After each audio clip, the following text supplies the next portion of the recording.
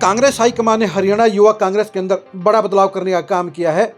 प्रदेश के senior vice president Somil Sandhu को अब कार्यकारी अध्यक्ष बना दिया गया है। उनको ये जिम्मेदारी जबरदस्त परफॉर्मेंस के चलते दी गई है।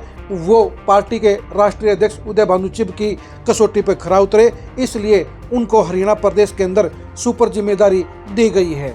नमस्कार, मैं हूं कुलदीप शुरान। आज हम खरी खरी न्यूज में चर्चा करेंगे हरियाणा युवा कांग्रेस में हुए बड़े बदलाव की, सोमिल संधू को मिले कार्यकारी अध्यक्ष के दायित्व की और निशित कटारिया की फ्लॉप पारी की।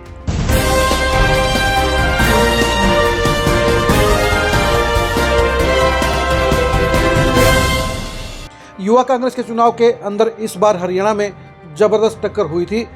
सांसद दीपेंद्र हुड्डा के आशीर्वाद के बलबूते पर निशित कटारिया प्रदेश अध्यक्ष बन गए। अपनी मेहनत के बलबूते पर Somil Sandhu senior vice president बने, लेकिन एक साल के अंदर सोमिल संधू ने जबरदस्त वर्किंग करते हुए लंबी लकीर खींचने का काम किया और अपने आप को हाईकमान की कसौटी पर खरा साबित करने का काम किया। सोमिल संधू ने अपनी नियुक्ति के बाद 1 दर्जन से ज़्यादा बड़े कार्यक्रम कराने का काम किया, चाहे वो नीट पेपर के खिलाफ आंदोलन हो, चाहे प्रदेश सरकार की नीतियों के खिलाफ आंदोलन हो, चाहे दिल्ली में प्रदर्शन हो, चाहे पानीपत में प्रदर्शन हो, चाहे कुरुक्षेत्र में प्रदर्शन हो, चाहे करनाल में प्रदर्शन हो, चाहे चंडीगढ़ में प्रदर्शन हो, हर जगह सोमिल संधू ने जबरदस्त वर्किंग करते हुए पार्टी के इन विरोध प्रदर्शनों को कामयाब करने में अहम भूमिका निभाने का काम किया।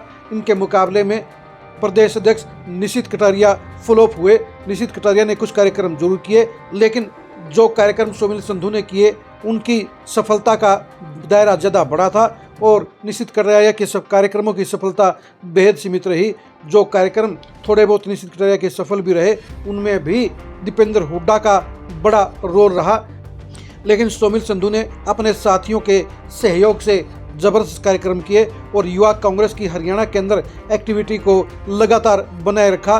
खास तौर के ऊपर जीटी रोड के ऊपर सोमिल संधू ने जबरदस्त वर्किंग करते हुए युवा कांग्रेस का झंडा बुलंद रखा और यही वजह रही कि युवा कांग्रेस के राष्ट्रीय अध्यक्ष उदय भानु चिब को उनकी वर्किंग पसंद आई, क्योंकि सोमिल संधू उनकी उम्मीदों की कसौटी पर खरा उतरे।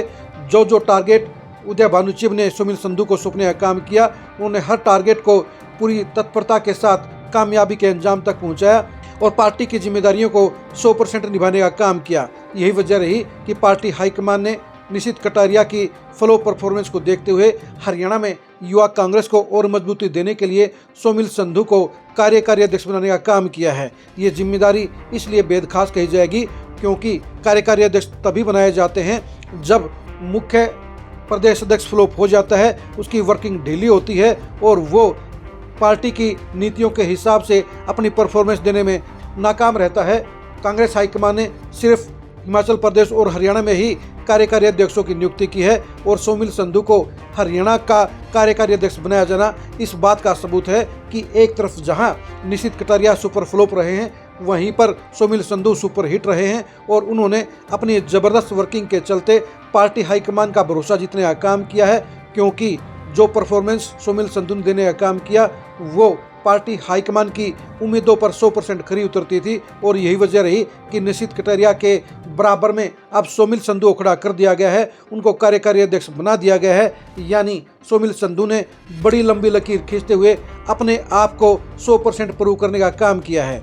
आप सोमिल संधू की इस परफॉर्मेंस के बारे में क्या सोचते हैं, कमेंट करके जरूर बताइए। सोमिल संधू की कामयाबी में सबसे बड़ा रोल किसका है, ये भी कमेंट करके जरूर बताइए। सोमिल संधू निशित कटारिया को पछाड़ने में किस तरह से कामयाब रहे, ये भी कमेंट करके जरूर बताइए। सोमिल संधू हरियाणा की सियासत के अंदर लंबी रेस के घोड़े साबित हो सकते हैं, क्योंकि युवाओं के बलबूते पर ही राहुल गांधी 2029 की सियासी तस्वीर खींचने का काम कर रहे हैं और ऐसे में सोमिल संधू को ये मिली खास जिम्मेदारी उनके सियासी कैरियर को दमदार बनाने का संकेत दे गई है।